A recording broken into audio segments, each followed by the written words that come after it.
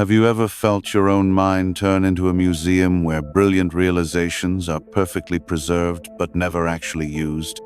You've dissected every pattern, analyzed every trigger, identified exactly why you sabotage yourself before success arrives.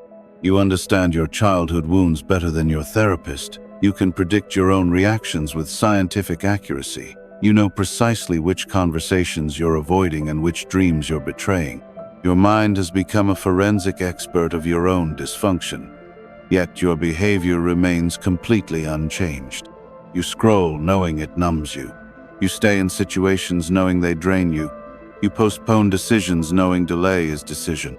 Every night, you lie awake with crystal clarity about what needs to change, and every morning, you repeat the exact same patterns.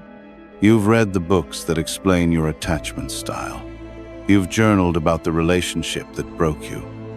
You've identified the exact moment your confidence died. You know why you people please, why you procrastinate, why you settle for less than you deserve. And none of this knowledge has moved you 1 inch closer to the life you actually want. Jung understood this torture. When consciousness becomes the very prison it was meant to unlock, he observed that insight without integration creates a sophisticated form of psychological paralysis where awareness amplifies suffering instead of reducing it. Your nervous system treats understanding as achievement. Every revelation triggers the same reward pathways that should fire when you actually change. Your brain gets satisfaction from identifying the problem without solving it, from planning transformation without executing it. You've become addicted to the chemistry of almost changing. The dopamine hit from recognizing your patterns feels identical to breaking them. The endorphin rush from scheduling therapy feels like healing. The serotonin boost from buying self-help books mimics growth. Jung saw this clearly. When you feed on insights instead of implementing them, awareness becomes another form of avoidance. You can spend years mapping your psychological territory while never actually traveling through it. Your unconscious has learned that thinking about change is infinitely safer than attempting it. Analysis carries no risk of failure, no vulnerability of exposure, no discomfort of actual consequence. Understanding yourself becomes the perfect hiding place from the terror of becoming yourself. But here's what Jung discovered about this sophisticated self-deception. Every day you delay action, your insights calcify into obstacles. Knowledge without embodiment doesn't just fail to help. It actively sabotages by creating the illusion that learning equals living. What Jung revealed about why intelligent people stay trapped exposes the one rule that determines whether insight liberates or imprisons you. If this content is making sense to you, click the subscribe button and subscribe to the channel. Thank you for your support. The rule Jung discovered is so simple it sounds insulting. You must choose reality over understanding. Most people spend their lives studying themselves like specimens in a laboratory, analyzing every emotional reaction, dissecting every relationship failure, cataloging every childhood trauma with academic precision. They become experts in their own pathology while remaining amateurs at their own transformation. Jung knew that the human mind has an almost infinite capacity for self-observation coupled with an equally infinite resistance to self-alteration. You can understand exactly why you're afraid of intimacy while continuing to sabotage every meaningful relationship. You can identify precisely how your father's criticism shaped your perfectionism, while still working yourself into exhaustion chasing impossible standards. This is not ignorance. This is the mind's most sophisticated defense mechanism, turning insight into entertainment. Your brain treats psychological breakthroughs like Netflix episodes, emotionally engaging, temporarily satisfying, but ultimately passive experiences that require no real participation from your life. You binge-watch your own dysfunction while your actual existence remains on pause. Jung observed that most therapeutic failures occur not because people lack understanding, but because they refuse to bridge the chasm between knowing and doing. They collect insights like souvenirs from a journey they never actually take. The moment you prioritize comprehension over implementation, You transform knowledge into a drug that numbs the very pain it was meant to heal. You become psychologically constipated, backed up with unused wisdom that poisons your system instead of nourishing it. This isn't pathological. It's how intelligent minds protect themselves from the vulnerability that real change demands. Your unconscious learns that as long as you're busy understanding, you never have to risk changing. As long as you're processing trauma, you never have to risk intimacy. As long as you're exploring your patterns, you never have to risk breaking them. Jung saw this pattern in patient after patient. Brilliant individuals who could articulate their psychological dynamics with PhD-level sophistication while living lives of stunning mediocrity. They had turned therapy into an intellectual sport where the goal was perfect analysis, not actual healing. The brutal truth: your mind will manufacture endless complexity to avoid simple action. It will create labyrinthine theories about why you can't move forward while the door remains unlocked and unguarded. What Jung understood about human nature reveals why some people transform in weeks, while others stagnate for decades in the same comfortable hell of perpetual self-discovery. Carl Jung never believed that knowledge alone could transform a human being. He didn't worship ideas, he worshipped integration, and what he saw in his patients, and in himself, was a silent, paralyzing fracture. The ego understands, but the body resists. The soul shuts down. The unconscious refuses to move. You do not become enlightened by imagining figures of light, he wrote, but by making the darkness conscious. That darkness is not some abstract concept. It's the reason you don't make the call. It's the tremor in your hand before you speak your truth. It's the pit in your stomach when you're about to be seen. You think your problem is action, but your real problem is dissociation. A psychic split between the mask you've perfected and the buried chaos you've never dared to meet.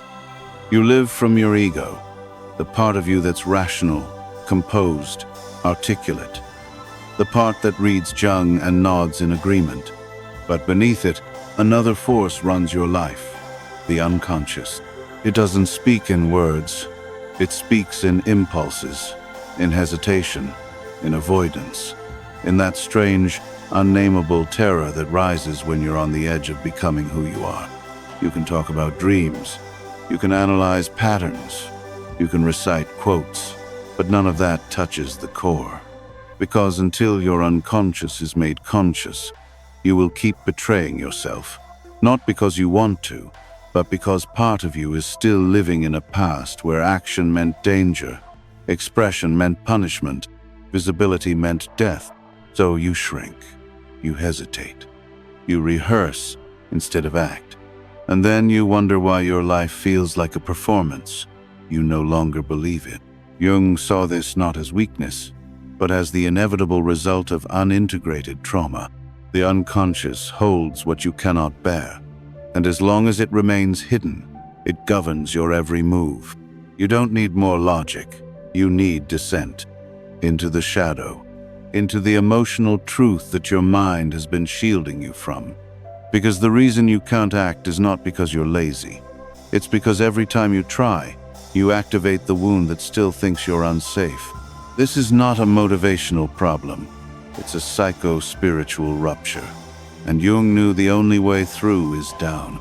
Not forward, not up, down, into the parts of you that never agreed to evolve. Into the forces within you that would rather destroy your life than allow you to be fully alive. You spend most of your life suspended between two agonies: regret for what you didn't do, and anxiety about what might happen if you try again. You replay old scenes in your mind, conversations that went wrong, chances you didn't take, truths you silenced. You spiral through what-ifs like a ghost trapped in its own unfinished story. Then you fast forward into imaginary futures. Catastrophes you invent, failures you anticipate, judgments you pre-live just to feel prepared for pain that hasn't even happened. But here's what Jung discovered that will disturb you. This oscillation between past and future is not psychological dysfunction. It's psychological strategy. Your unconscious has weaponized time itself. It discovered that as long as you're time traveling, You never have to inhabit the present moment where actual decisions get made. You can maintain the illusion of progress while remaining perfectly safe from the vulnerability of choice. The regret serves a function. It convinces you that you're processing your mistakes. The anxiety serves a function. It convinces you that you're preparing for challenges. Both are elaborate theater designed to avoid the one thing your psyche fears most: the irreversible moment of commitment. Jung saw this clearly. What you call reflection is actually sophisticated avoidance. Your mind generates endless emotional content, shame about yesterday, terror about tomorrow, without ever having to risk anything in the now. This isn't pathological. It's how consciousness protects itself from the terror of decisive action. You live in psychological purgatory, a place where nothing is wrong enough to scream, but nothing is real enough to move you forward. Your own memory and imagination have become tools of imprisonment, keeping you suspended in perpetual almost action. The brutal revelation: you don't escape into past and future because you're confused about the present. You escape because the present is where your power lives, and power terrifies you more than pain. Present moment awareness isn't spiritual practice. It's psychological revolt against the part of you that would rather suffer familiarly than risk unfamiliarly. What Jung understood about transformation will shatter your entire approach to change. You cannot think your way into a new life. You can only live your way into new thoughts. Your mind has become addicted to the sensation of understanding without the commitment of application. It gets the neurochemical reward of growth while maintaining the safety of stagnation. You feel like you're evolving while remaining exactly the same. Jung observed this pattern in patient after patient. Brilliant individuals who could psychoanalyze themselves with surgical precision while remaining unconscious to the fact that their analysis had become their primary defense against actually changing. But here's the devastating revelation that cuts deeper. Insight without action doesn't just fail to transform you. It actively immunizes you against transformation. Your brain learns that the dopamine hit of recognition feels identical to the dopamine hit of achievement. The endorphin rush of getting it mimics the endorphin rush of becoming it. You've essentially hacked your own reward system to give you the emotional payoff of change without any of the actual risk. Your nervous system has been corrupted by what Jung identified as intellectual stimulation without embodiment, the endless arousal of insight without the satisfaction of implementation. You achieve peak understanding while remaining completely impotent in your actual life. Most people become addicted to their own psychological complexity. They turn their wounds into identity, their insights into ornaments, their growth into performance. What appears to be wisdom is often just procrastination wearing intellectual clothing. Jung understood that consciousness without consequence is delusion. You can map every psychological territory without ever traveling through it. You can understand every dynamic without ever changing it. The rule that destroys everything. Your insights are not tools for transformation. They are weapons against it. Each new revelation becomes another requirement to fulfill before you begin. Each breakthrough becomes another reason to postpone embodiment. You've been collecting psychological trophies while your actual life remains untouched, unchanged, unlived. What you call self-awareness is often just self-imprisonment disguised as enlightenment. There's something inside you that Jung identified as more dangerous than any external enemy. The part of you that has built its entire identity around being the person who almost changes. Your shadow doesn't live where you think it does. It doesn't hide in your anger or your darkness. It lives in your perfectionism, in your need to understand everything before risking anything, in your addiction to being the person who's always about to transform but never quite ready to begin. Jung called this the shadow's most sophisticated disguise. It doesn't present as resistance to growth. It presents as preparation for growth. It doesn't say, "Don't change." It whispers, "Not yet." Your unconscious has discovered that the safest way to avoid the terror of becoming is to stay eternally becoming, always in process, always evolving, never quite arriving. You've become addicted to potential, to the version of yourself that could do anything if conditions were different. This potential self is perfect because it never has to perform, never has to disappoint, never has to be real. But here's what Jung knew that will devastate you. That future version of yourself doesn't exist. There is no more prepared version coming. There is no more healed version waiting. The person you're waiting to become is a ghost. Your shadow has learned that the most effective way to control you is through seduction, not force. It seduces you with the fantasy that somewhere ahead, when you're more worthy, then you'll finally become who you're meant to be. Jung saw this pattern destroy more lives than any trauma. Intelligent people who mistake preparation for participation, analysis for action, understanding for embodiment. What you call growth is often sophisticated stagnation. What you call wisdom is terror wearing the mask of spirituality. What you call self-development is self-abandonment disguised as self-improvement. The brutal truth. Your preparation has become your prison. Your potential has become your pathology. Your readiness. Seeking has become the very thing preventing you from being ready. Integration means exposing this strategy. Recognizing that waiting to be worthy is just another way of choosing to remain unworthy. Jung discovered something about human psychology that will devastate your entire framework for change. The gap between knowing and doing isn't a problem to solve. It's the fundamental structure of consciousness itself. You were never meant to feel ready. Readiness is not a psychological state. It's a neurotic demand. The part of you that insists on feeling prepared before acting is the same part that will manufacture infinite reasons why now is not the time. Your mind has convinced you that action without total clarity is reckless. But Jung saw the opposite. Clarity without action is delusional. What you call prudence is often pathology masquerading as intelligence. Here's the devastating revelation that cuts deeper. Your delay is not about lacking courage or skill. Your delay is about the terror of discovering that you are always capable of the life you've been dreaming about. Because if you're capable now, you were capable yesterday, and last month, and last year. Which means all that time spent in preparation wasn't necessary. It was chosen. You've created an impossible standard. Complete self-knowledge before any self-expression. Total emotional regulation before any emotional risk. Perfect understanding before any imperfect action. Jung understood that the psyche is not designed to act from certainty. It's designed to act from courage. And courage is not the absence of fear. It's the willingness to move while carrying everything you haven't resolved. What you're really waiting for is not readiness. You're waiting for permission from a version of yourself that will never arrive. You're seeking approval from a psychological state that exists only in your imagination. This is how intelligent minds trap themselves. They turn readiness into a religion, preparation into a prison, understanding into a substitute for living. The rule that changes everything is not about finding the right moment.